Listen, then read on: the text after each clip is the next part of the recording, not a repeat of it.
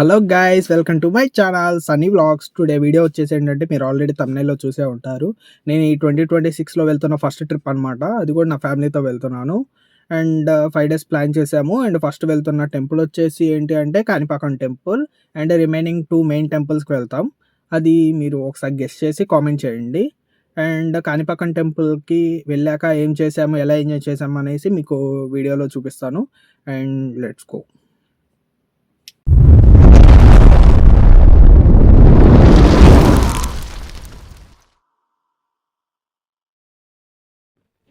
ఇప్పుడే మా జర్నీ అనేది స్టార్ట్ అయింది అనమాట. ఎర్లీ మార్నింగ్ 5:30 అవుతుంది. మేము వెళ్ళాల్సి వచ్చి డెస్టినేషన్కి ఇక్కడ నుంచి 465 కిలోమీటర్స్ ఉంది. అండ్ వెళ్ళేటప్పుడు మేము ఏ టెంపుల్కి వెళ్ళేటప్పుడైనా ఇక్కడ కాళీమాత అమ్మవారి టెంపుల్కి వెళ్ళేసి మేము దండం పెట్టుకొని వెళ్తాము. Let's go to temple. ఇప్పుడే కాళీమాత అమ్మవారి టెంపుల్కి వచ్చేసాం. మమ్మీ ఏమో కొబ్బరికాయ కొడుతుంది. కొబ్బరికాయ కొట్టాక ఇంకా దండం పెట్టుకొని మళ్ళీ జర్నీ అనేది కంటిన్యూ చేస్తాం.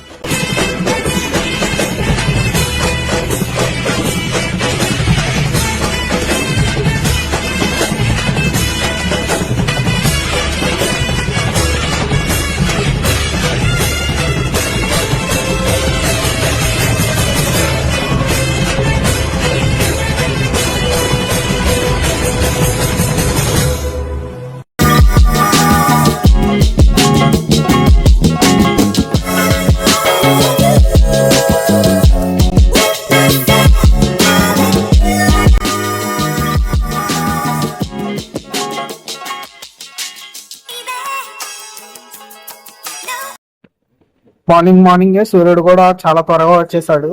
అండ్ మాకేమో చాలా ఆకలిస్తుంది. ఇంకా వెళ్ళేసి ఫస్ట్ టిఫిన్ చేసేసి మళ్ళీ జర్నీ అనేది కంటిన్యూ చేస్తాం.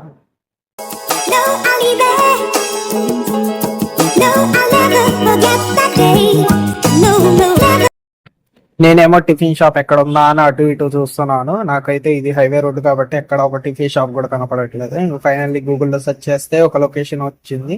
ఇప్పుడు అక్కడికి వెళ్తున్నాం. టిఫిన్ చేసేసి ఇంకా మళ్ళీ జర్నీ అనేది స్టార్ట్ చేయాలి. అండ్ మా ప్లేస్ కూడా బ్యాక్ నుంచి ఫ్రంట్కి వెళ్ళాలి. ఎలా అయినా సాధిద్దాం. ఫ్రంట్ సీట్ ఎట్లా కూడా సాధించేస్తా.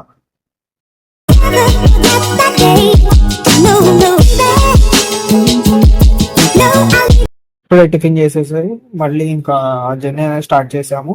ఎట్లా ఒకటి నేను ఫ్రంట్ సీట్ అనేది సంపాదించాను. మా తమ్ముడేమో డ్రైవింగ్ చేస్తున్నాడు. మా మమ్మీ మా డాడీ ఏమో వెనక కూర్చున్నారు. ఇంకా ఇక్కడ ఏంటి అంటే వీడియో ఏది ల్యాగ్ లేకుండా ఇంకా టెంపుల్ రూట్ నుంచే ఇంకా వీడియో అనేది కంటిన్యూ చేస్తాను.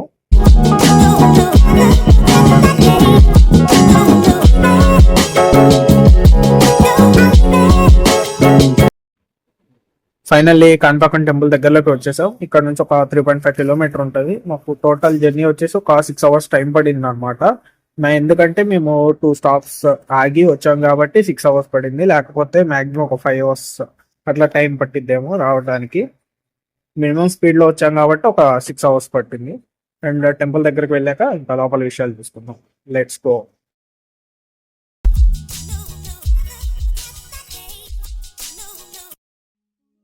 ఇప్పుడే కాణిపాకం వసిద్ధి వినాయక స్వామి టెంపుల్కి రీచ్ అయ్యాం.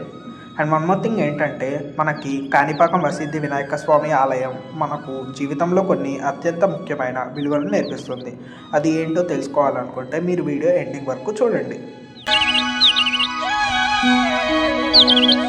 మనం ఈ టెంపుల్ దగ్గర నుంచి నేర్చుకోవాల్సిన ఫస్ట్ విషయం ఏంటంటే ట్రూత్ అండ్ హానెస్టీ. కాణిపాకం స్వామిని సత్య ప్రమాణాల దేవుడు అని పిలుస్తారు. ఈ ఆలయం మనకు నిజాయితీగా బ్రతకడం అంటే ఏంటి అని నేర్పిస్తుంది. అండ్ మనం ఈ పాయింట్ ద్వారా తెలుసుకోవాల్సిన లెసన్ ఏంటి అంటే మనం ఎప్పుడు అబద్ధాలు చెప్పకుండా నిజాయితీగా ఉండాలి అని ఈ క్షేత్రం మనకు గుర్తు చేస్తూ ఉంటుంది. కాణిపాకలో వెలసిన వినాయక నీ అండా దండ మాకు. నేను ఒక 3 years బ్యాక్ వచ్చినప్పుడు అయితే ఈ కోనేరులో స్నానం చేయించేవాళ్ళు. ఇప్పుడైతే చేయించట్లేదు. సో అందుకే ఈ వాటర్ అనేది ఇంత ఫ్రెష్గా ఉన్నాయి అనమాట. మేము ఇంకా కాళ్ళు చేతులు అండ్ ఫేస్ వాష్ అట్లా చేసేసుకొని ఇంకా టెంపుల్ లోపలికి వెళ్ళిపోదాము రెడీ అయ్యాం.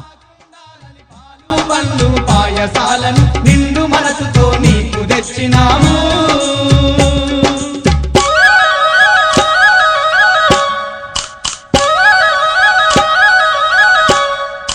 మనం తెలుసుకోవాల్సిన సెకండ్ పాయింట్ ఏంటి అంటే సెల్ఫ్ గ్రోత్. ఇక్కడ వినాయకుడు ఎవరి చెక్కిన విగ్రహం కాదు, బావి నుండి స్వయంగా వెలిసిన విగ్రహం. అండ్ ఈ విగ్రహం ప్రతి ఏడాది పెరుగుతూ ఉంటుందంట అని ఇక్కడ ఉన్న భక్తుల నమ్మకం. మనం ఈ పాయింట్ ద్వారా తెలుసుకోవాల్సిన లెసన్ ఏంటి అంటే మన టాలెంట్ మరియు మంచితనం కూడా రోజు రోజుకి పెరుగుతూ ఉండాలి. మహాగణపతయే నమః. మనం నెక్స్ట్ తెలుసుకోవాల్సిన పాయింట్ ఏంటంటే మనసు శుద్ధి. స్వామివారు ఎప్పుడు బావిలోనే ఉంటారు. ఆ నీటిని మనం తీర్థంగా స్వీకరిస్తాం. నీరు ఎలా అయితే శుద్ధి చేస్తుందో మనం కూడా మన ఆలోచనలు అలాగే శుభ్రంగా ఉంచుకోవాలి. మనం ఇక్కడ తెలుసుకోవాల్సిన లెసన్ ఏంటి అంటే మనం మన మనసులో ఉన్న చెడు ఆలోచనలు తొలగించుకొని మంచి మనసుతో ఉండాలి.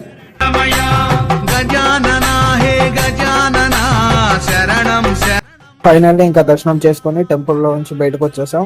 చాలా ఫ్రీగా ఉందన్నమాట. అసలు మేము వెళ్ళినప్పుడు అయితే అసలు ఎవ్వరు లేరు అనమాట. జనం అనేది చాలా తక్కువ ఉన్నారు. ఇంకా ఇప్పుడేమో అన్నప్రసాదం తినడానికి వెళ్తున్నాం.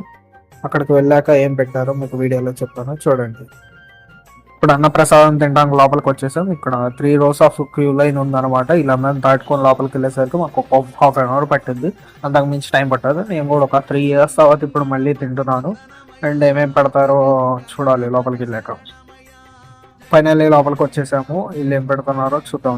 చిబుజ్జి గణపతి వందనమయ, మా బొజ్జ గణపతి శరణమయ, కాణిపాక గణపతి వందనమయ, కన్నెమూల గణపతి శరణమయ, గజానన రే గజానన, శరణం శరణం గజానన. ఇందాక టెంపుల్లో కూడా ఫ్రీ ప్రసాదం వచ్చేసి పులిహోర పెట్టారు. ఇక్కడ కూడా పులిహోర పెట్టారు. సేమ్ టేస్ట్ ఉంది అనమాట. పులిహోర మాత్రం చాలా బాగుంది. ఇంకా రిమైనింగ్ ఐటమ్స్ కూడా ఒకసారి టేస్ట్ చేస్తారు. వరసిద్ధి గణపతి వందనమయ, వరాల గణపతి శరణమయ, జై గణేశ జై గణేశ. మల్లెపూల గణపతి వందనమయ, మా మంచి సాంబార్ కూడా చాలా బాగుంది. ఇంకా ఫైనల్లీ మనం తినడం కూడా అయిపోయింది కాబట్టి ఇంకా క్లోజ్ చేసి ఇంకా వీడియోస్ తీసేసుకున్నాం. గణపతి శరణమయ, గజానన రే గజానన, శరణం శరణం గజానన.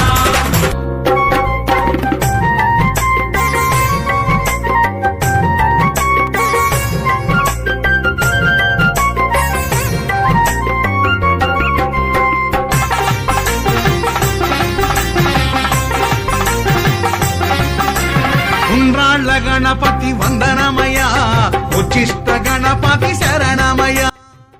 ఇంకా అన్నప్రసాదం తినడం కూడా అయిపోయింది కాబట్టి ఒకసారి సైడ్ వ్యూ చూసేసుకొని ఇక్కడ కాణిపాకం టెంపుల్ పక్కన శివుడు పార్వతి టెంపుల్ ఉంది. అక్కడికి వెళ్ళేసి ఒకసారి దర్శనం చేసేసుకుంటాం అని అనుకున్నాం. ఇప్పుడు ఆ టెంపుల్కి వెళ్తున్నాం. Let's go. ఇప్పుడైతే నేను చాలా హ్యాపీగా ఉన్నా. ఆఫ్టర్ 3 years తర్వాత మళ్ళీ నేను కాణిపాకం టెంపుల్కి వచ్చాను. ఫైనల్లీ గణేష్ని చూసేసి ఇంకా అన్నప్రసాదం కూడా తినేసి ఇంకా స్టార్ట్ అయ్యాము. పక్కనున్న శివుడు పార్వతి టెంపుల్ కూడా చూసేసుకొని ఇంకా ఇంకో దగ్గరలో మనకి ఒక అమ్మవారి టెంపుల్ ఉంది. అది అక్కడికి వెళ్ళాక చెప్తాను అదేం టెంపుల్ అనేసి. Let's go. అందాల గణపతి వందనమయ. మనం కాణిపాక వరసిద్ధి వినాయక స్వామి టెంపుల్ దగ్గర నుంచి నేర్చుకోవాల్సిన విషయాలు మీరు వినేశారు. ఇంకా last view of Kanipakam temple ఒకసారి చూసేయండి. గణపతి శరణమయ, కాణిపాక గణపతి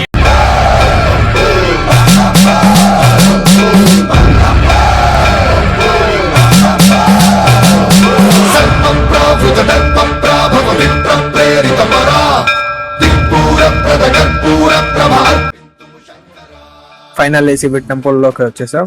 దీని కథ ఏంటంటే ఇది బ్రహ్మహత్య పాతక నివారణ కోసం శివుడి ఆజ్ఞ మేరకు నిర్మించబడిన దేవస్థానం. దీనిని ప్రధాన వినాయక ఆలయానికి అనుబంధంగా భావిస్తారు. ఈ పురాణాల ప్రకారంగా ఇది హరిహర క్షేత్రంగా ప్రసిద్ధి చెందిన టెంపుల్ అన్నమాట.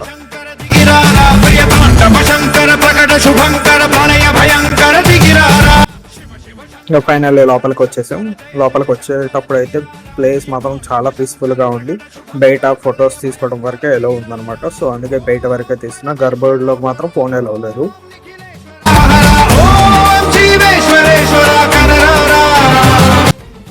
టెంపుల్ లోపల నుంచి బయటకు వస్తే ఇక్కడ నంది పక్కన లెఫ్ట్ రైట్ మనకి కొన్ని విగ్రహాలు ఉన్నాయి.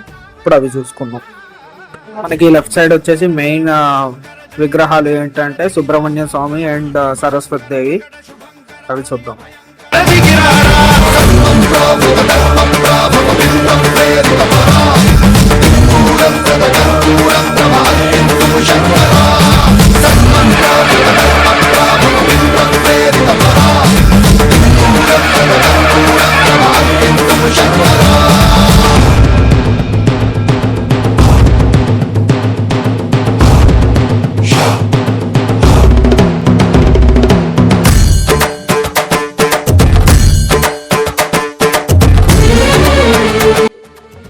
మనకి రైట్ సైడ్ వచ్చే మెయిన్ విగ్రహాలు ఏంటంటే వినాయకుడు అండ్ శివుడు.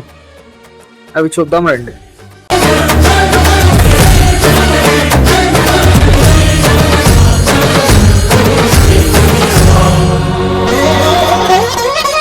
ఆకాశలింగమై ఆవహించరా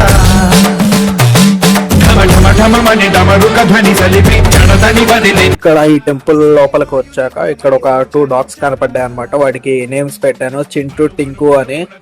అవి పేర్లు నచ్చినట్టు ఉన్నాయి, అందుకే అవి తోక కూడా ఊపుతున్నాయి. ఇంకా వాటికి కూడా బాయ్ చెప్పేసి ఇంకా లెట్స్ గో.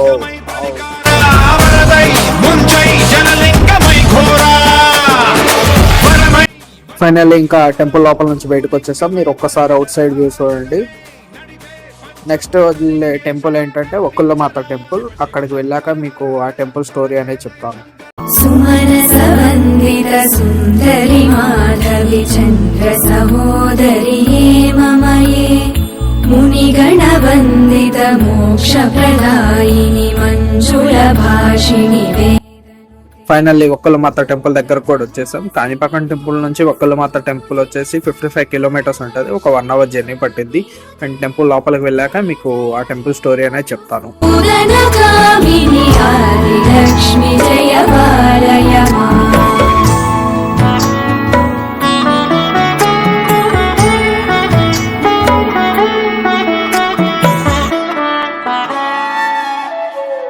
ఒక్కళ్ళు మాత అమ్మవారి స్టోరీ ఏంటంటే తిరుపతి సమీపంలో పేరూరు కొండపై వెలిసిన ఒక్కళ్ళు మాత. ఇంకొక పేరు వచ్చేసి ఏంటంటే ఒక్కళ్ళ దేవి అని కూడా పిలుస్తారు. కలియుగ దైవం శ్రీ వెంకటేశ్వర స్వామి పెంపుడు తల్లి. ద్వాపర యుగంలో యశోదగా శ్రీకృష్ణుని పెంచిన ఆమె కలియుగంలో స్వామివారి వివాహాన్ని చూసే కోరికతో ఇక్కడ కొలువైంది.